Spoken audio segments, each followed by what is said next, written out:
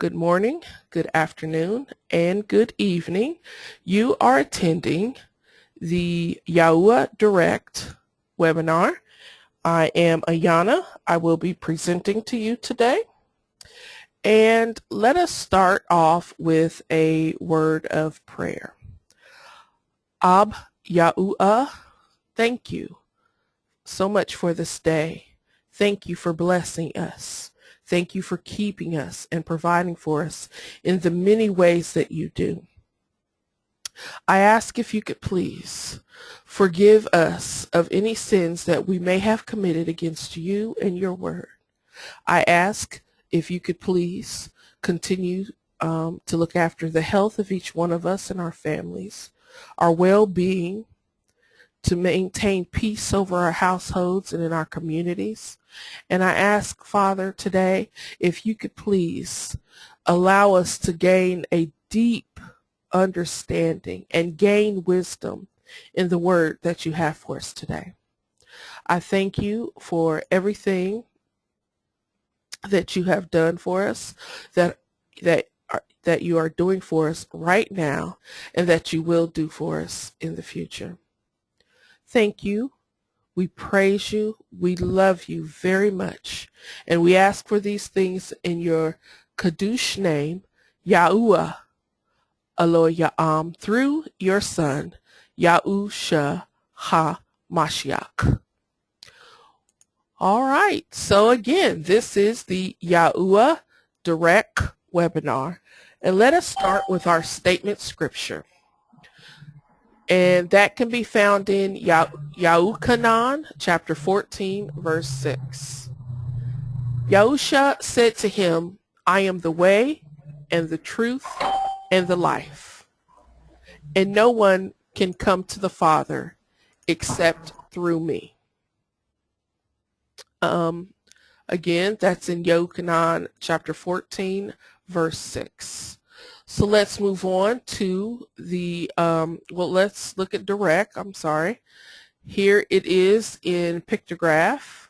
It's in Strong's H 1870, and direct, which is translated to way in English. It's a road, figuratively, a course of life or mode of action. Adverbially, a journey, a manner, or a pathway.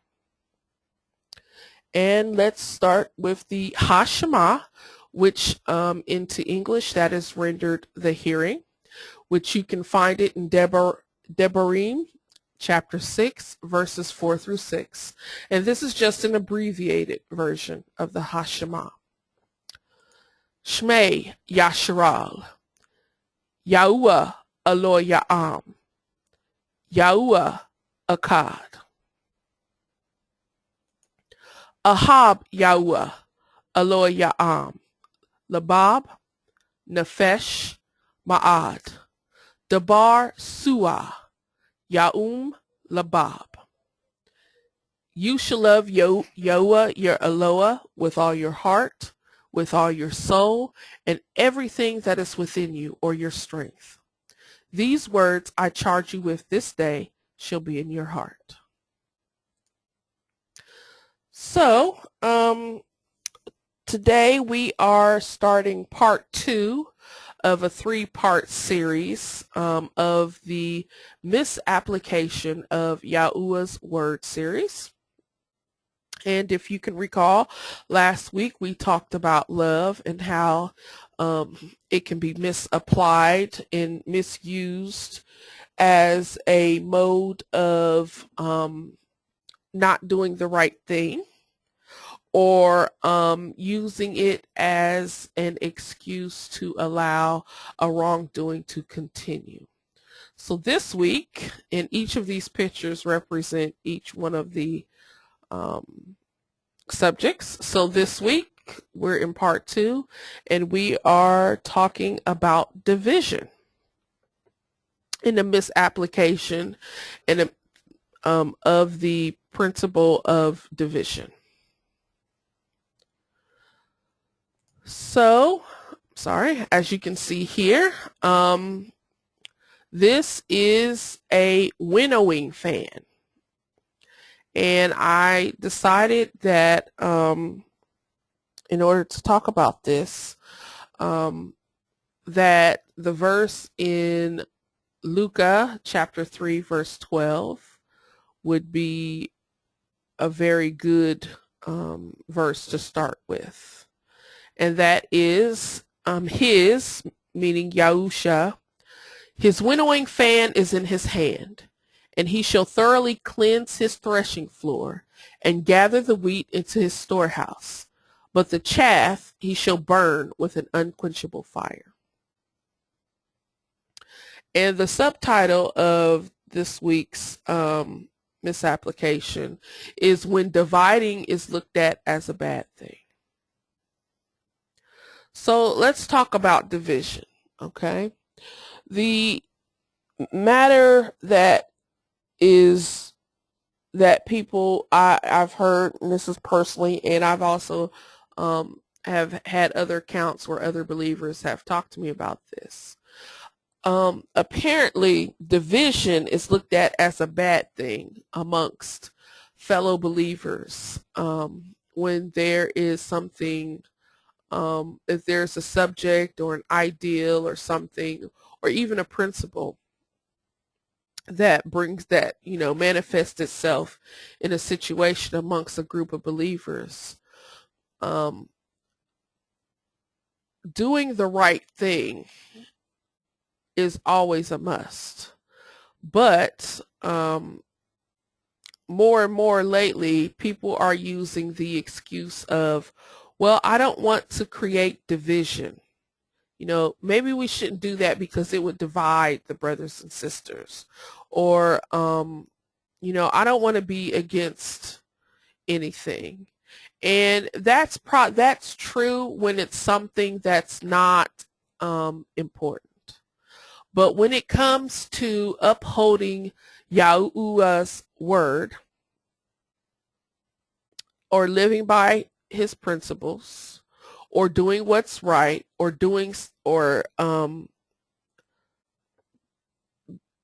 being truthful about something, then if you being truthful or telling the truth or following YHUH's word, then division must be made. Okay, the very fact of telling the truth is a divisive tool, because once you tell the truth, that divides the truth from a lie. It separates it. Okay, so division. No believer wants to talk about it.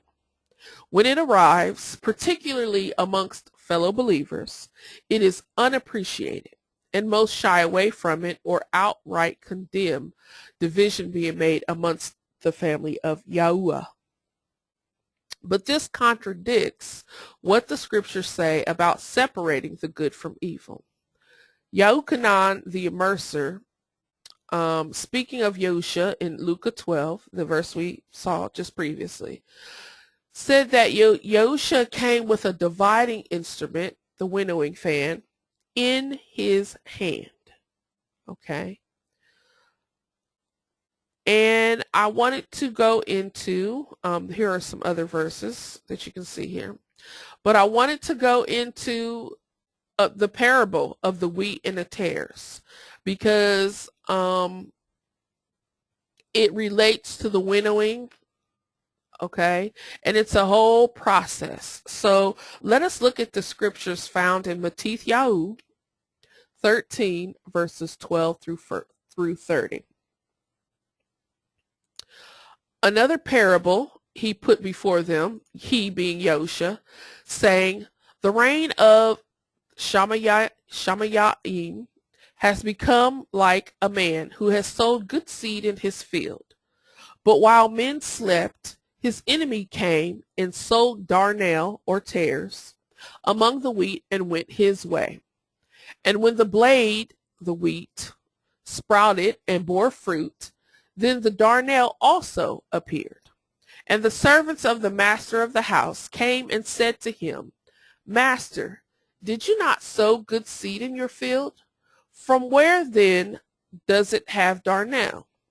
And he said to them, an enemy did this. And the servant said to him, do you wish then that we go and gather them up, them being the darnel?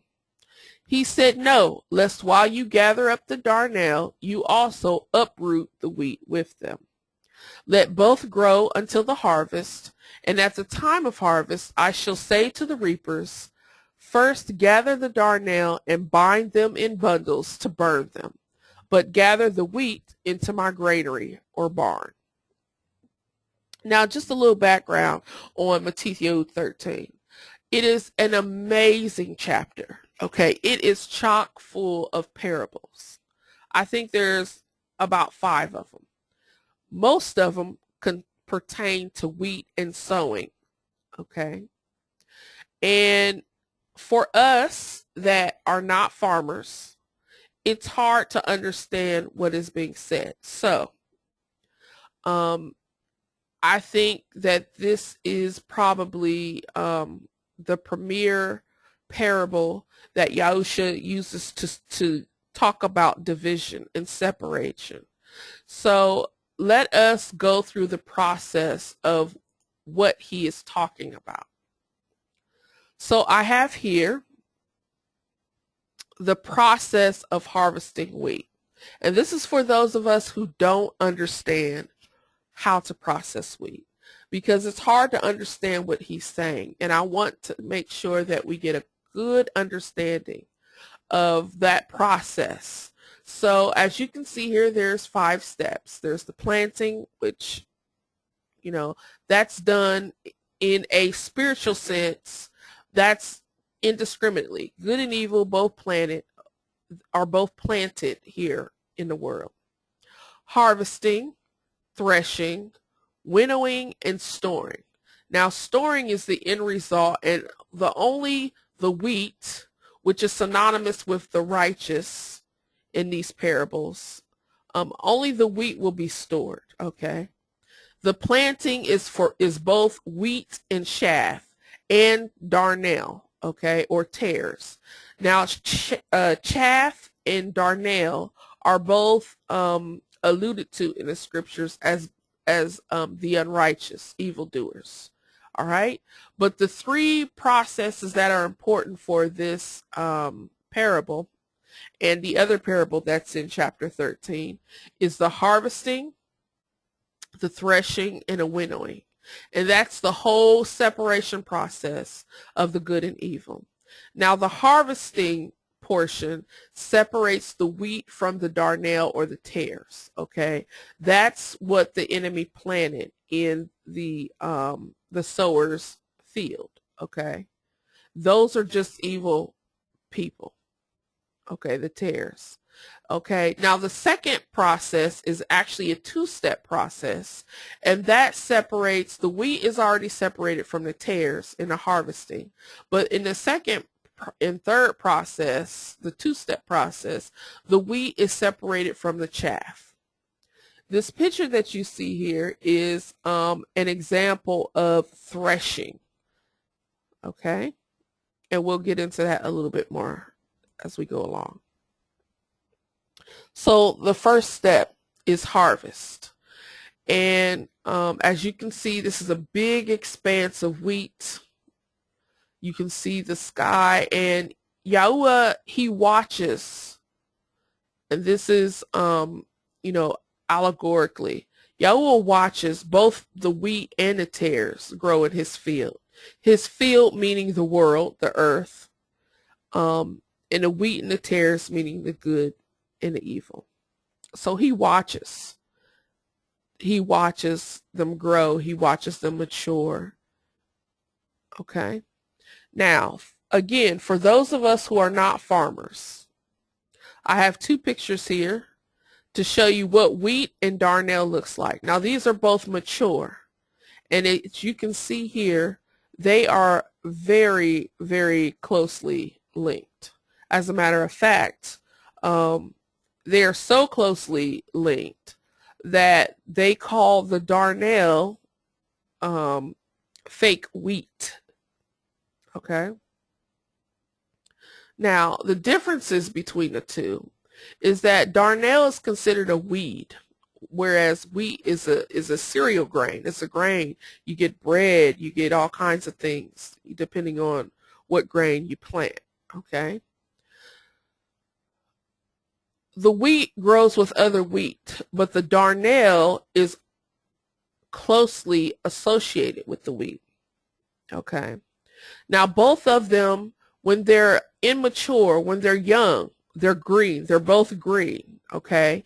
And it's so hard to tell them apart that you can't tell them apart when they're young and they're green. It's only at the mature stage that you can tell them apart, okay? Keep that in mind.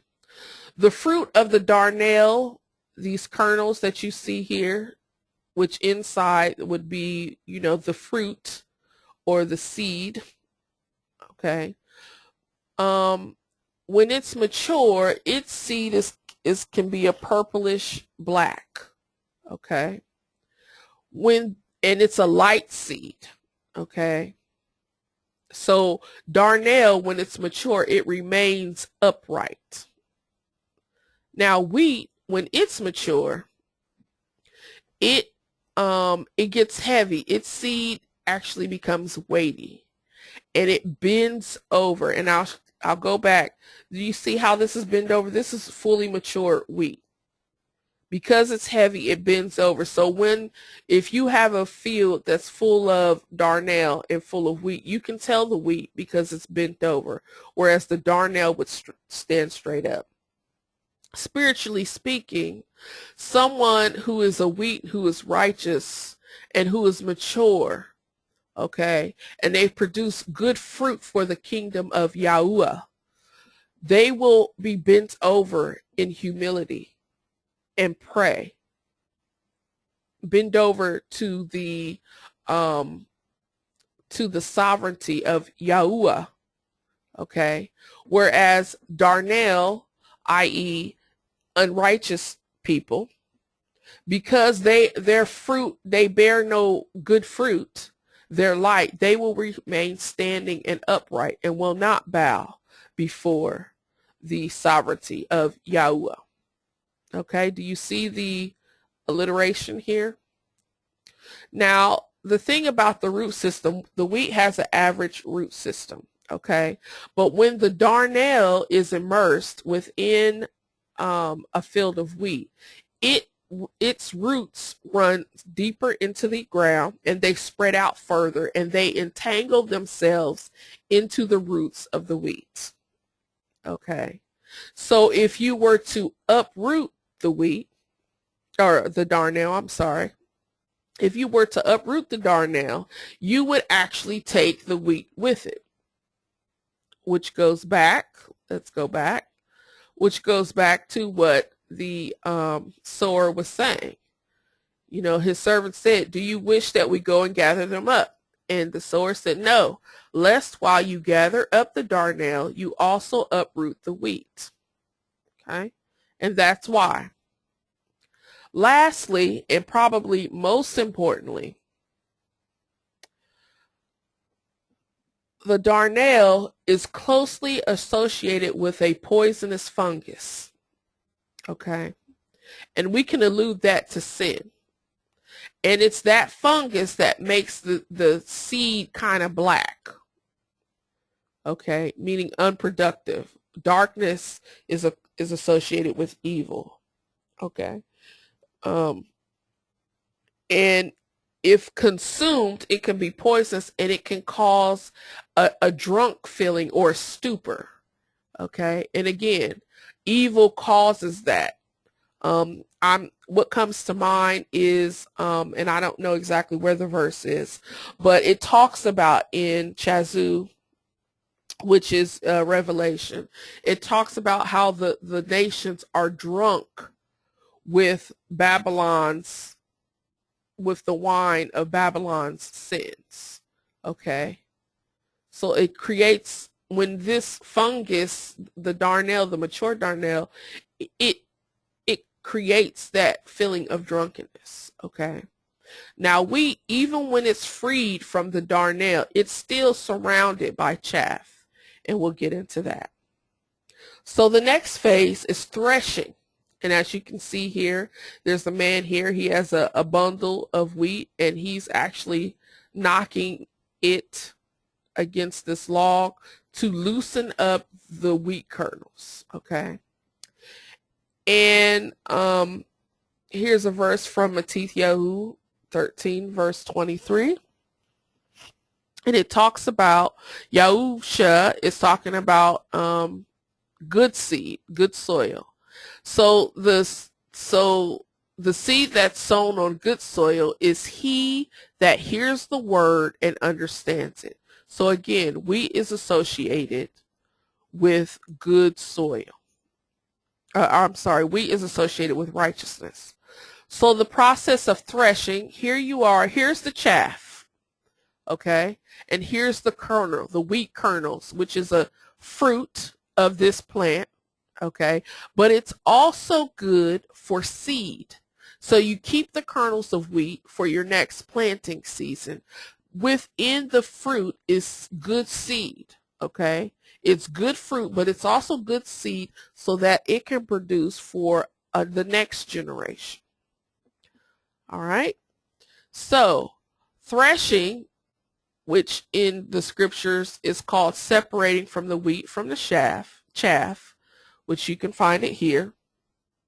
It separates the hard, crusty outside from the soft fruit inside. And the hard, crusty is being unrepentant.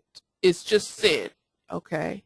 The husk, the chaff, the sin is likened to unrighteousness, and the chaff is tightly wrapped around the fruit. So in order to have the fruit, separate the fruit from the sin, or the unrighteous from the righteous, it has to be pounded, or let me go back here. Oh, I'm sorry. It has to be kind of mowed over a little bit, okay? And that separates the sin from the righteous, or the unrighteous from the righteous, okay? The husk, although it has a form of being righteous, it has the form of the seed, it's hollow inside.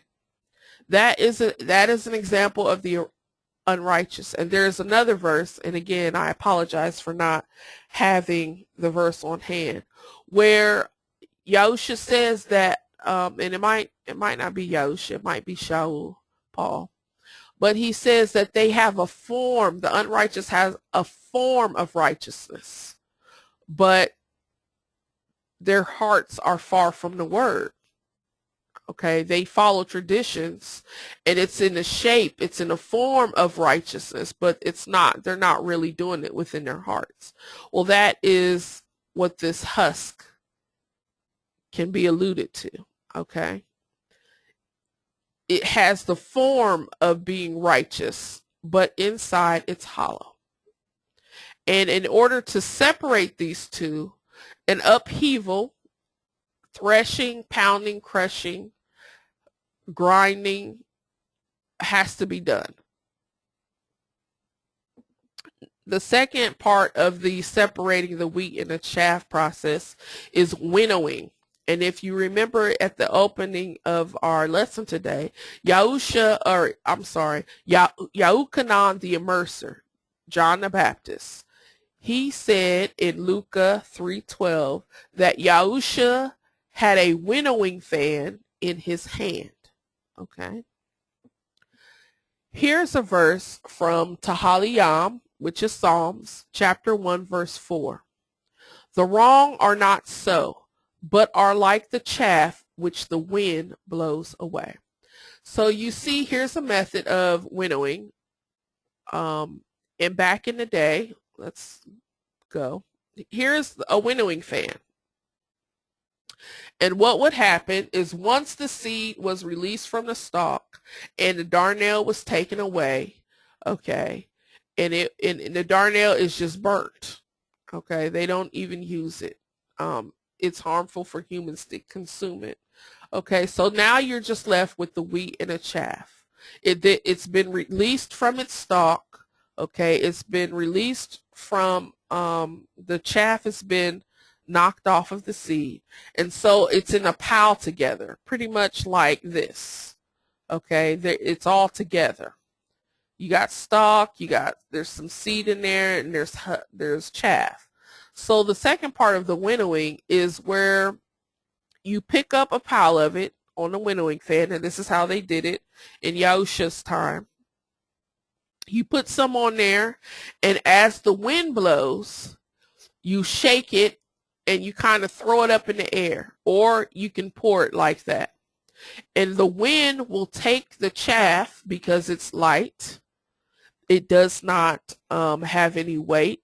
It doesn't have any fruit. It's not weighed down with the fruit of believing in YHUH. It has not produced fruit. The wind carries it away. And this is an actual process to harvest wheat. But Yahusha is using this in the parable, and he uses it twice in chapter 13 of Mattithyahu. He uses that because the people were farmers and they understood that process. So winnowing is the second part of the process that separates the chaff, the evildoers, from the wheat, the righteous. The wheat and the chaff are placed in a winnowing fan, and a winnowing fan is a weighing or measuring tool. You can only get a certain amount of grain on there. And it's a weighing tool because this method that you see here, the lady is just pouring it back on the ground. The other method that is used is that it's tossed up in the air, right on the winnowing fan. So the grain is on the fan and it's tossed a little bit up in the air.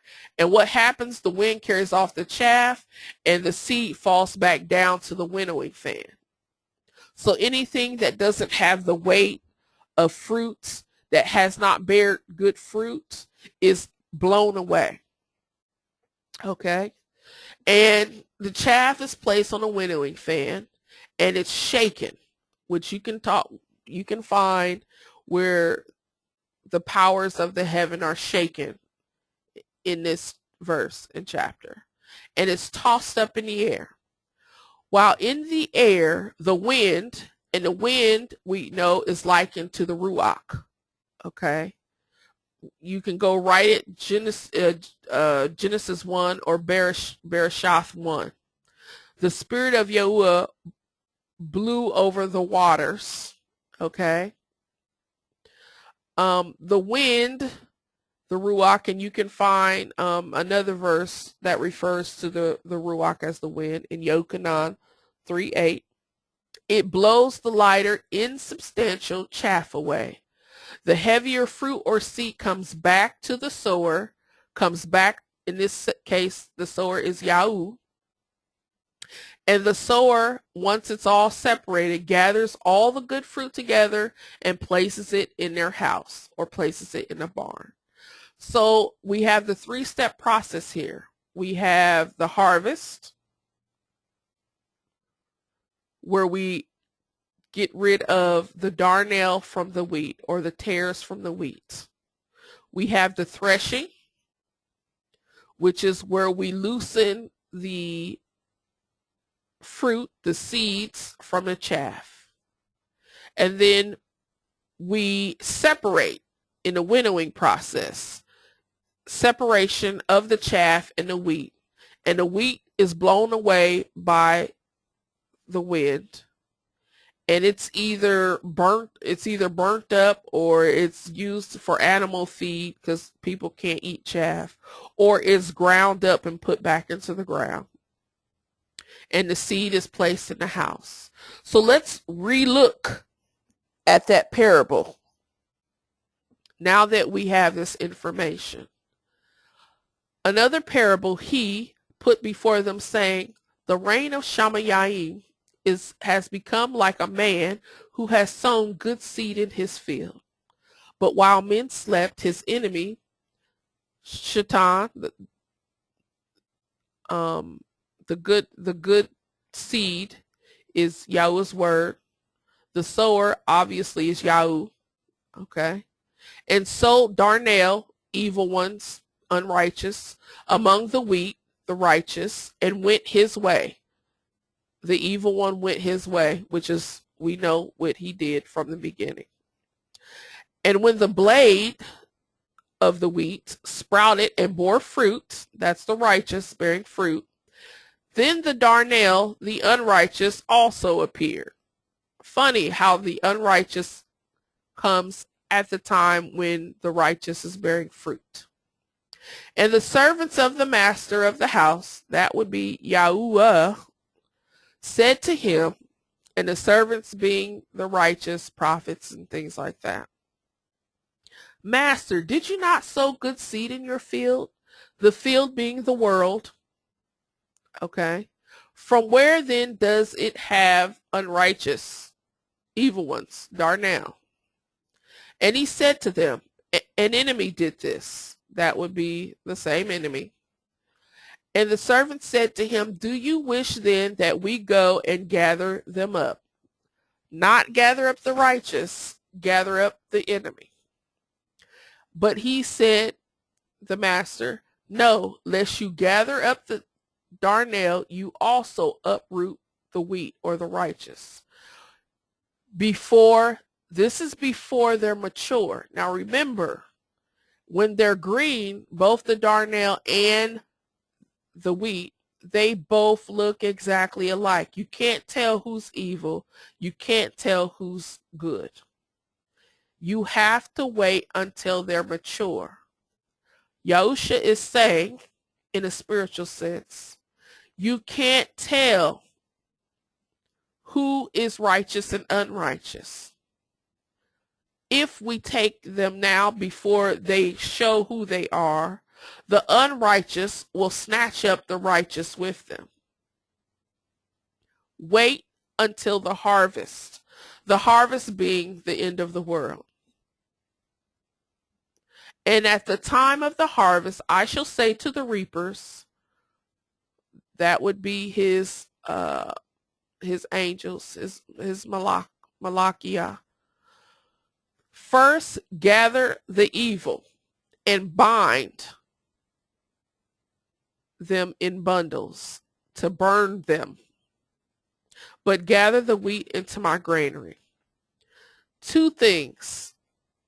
First, let's go with slept.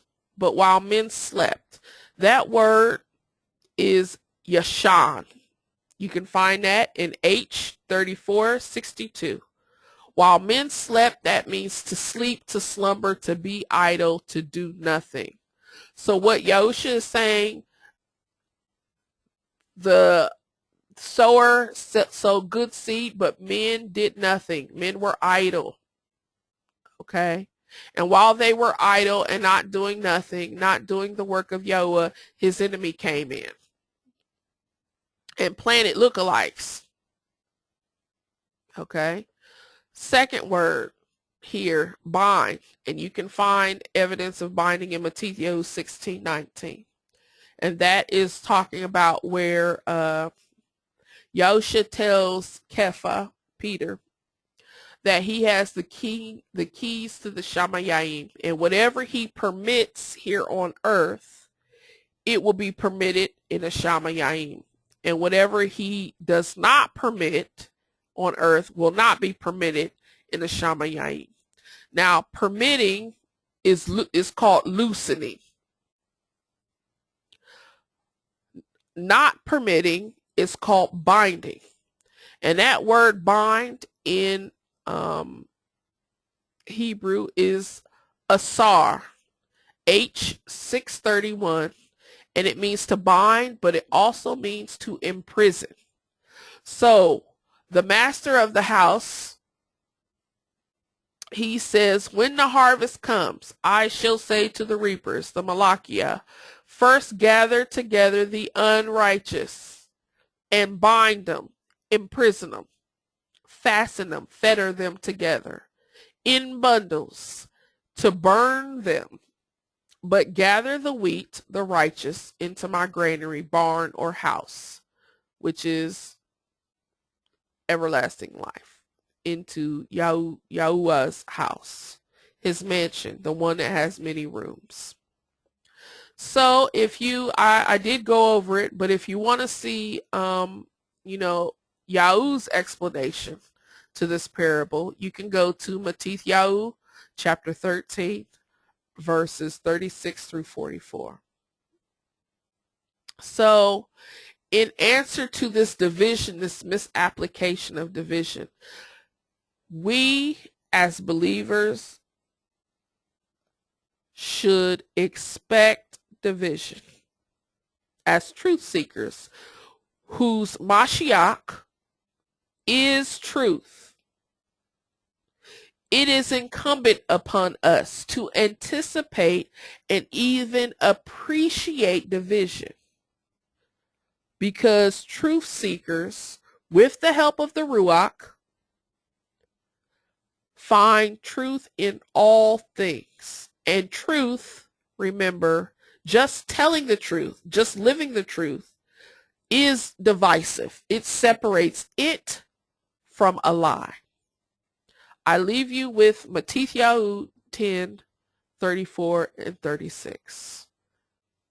This is out of the mouth of Yahu himself. Do not think that I have come to bring peace to the earth. I do not come to bring peace, but a sword. For I have come to bring a man against his father, a daughter against her mother, and a daughter-in-law against her mother-in-law. And a man's enemies are those of his own household.